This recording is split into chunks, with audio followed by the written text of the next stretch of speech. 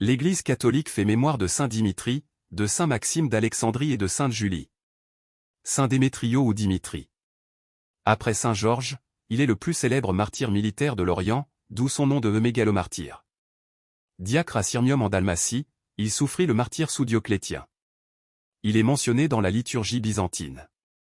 Son culte fut extrêmement populaire en Orient. Le diocèse de Gap en France voulut même se l'annexer en faisant son premier évêque. D'autres en font un martyr du 1er siècle. Il fait partie des saints du diocèse de Gap et d'Embrun. Saint Maxime d'Alexandrie. Prêtre, il gouverna le patriarcat de 251 à 264, pendant l'exil du patriarche Saint Denis auquel il succéda en 265. Évêque d'Alexandrie, il favorisa la célèbre école théologique de cette ville.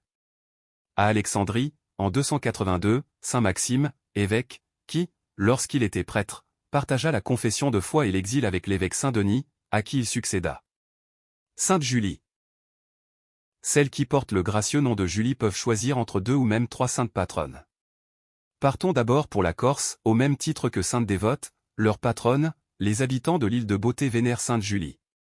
Référons-nous au dictionnaire des prénoms, de l'historien Pierre Pierrard, édité aux éditions Larousse. Julie serait originaire de Carthage, dans l'actuelle Tunisie et aurait vécu sous le règne de Dioclétien.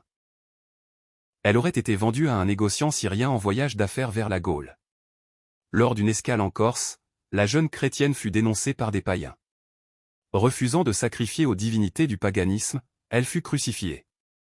Le culte de sainte Julie se répandit à travers toute l'île. Pendant l'invasion des Sarrasins au 8e siècle, ses reliques furent préservées et transférées dans un monastère à Brescia en Italie. Le pèlerinage à sainte Julie demeure vivant en Corse, notamment à Nonza. Saint Dimitri, de saint Maxime et de sainte Julie, priez pour nous.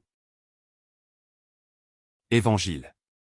Ainsi est-il écrit que le Christ souffrirait, qu'il ressusciterait d'entre les morts le 3e jour. Alléluia. Alléluia.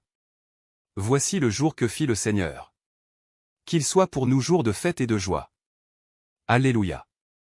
Évangile de Jésus-Christ selon saint Luc. En ce temps-là, les disciples qui rentraient d'Emmaüs racontaient aux 11 apôtres et à leurs compagnons ce qui s'était passé sur la route, et comment le Seigneur s'était fait reconnaître par eux, à la fraction du pain. Comme ils en parlaient encore, lui-même fut présent au milieu d'eux, et leur dit : La paix soit avec vous.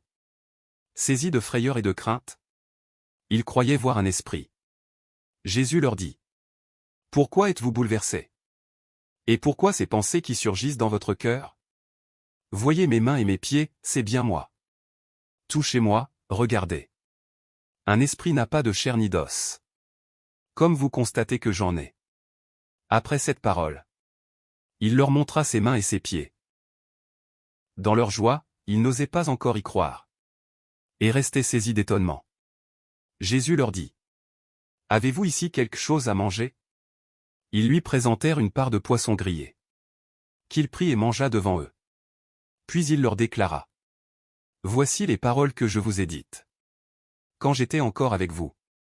Il faut que s'accomplisse tout ce qui a été écrit à mon sujet dans la loi de Moïse, les prophètes et les psaumes. Alors il ouvrit leur intelligence à la compréhension des Écritures. Il leur dit : Ainsi est-il écrit que le Christ souffrirait, qu'il ressusciterait d'entre les morts le 3e jour, et que la conversion serait proclamée en son nom, pour le pardon des péchés, à toutes les nations, en commençant par Jérusalem. À vous d'en être les témoins. Acclamons la parole de Dieu. Louange à toi Seigneur Jésus.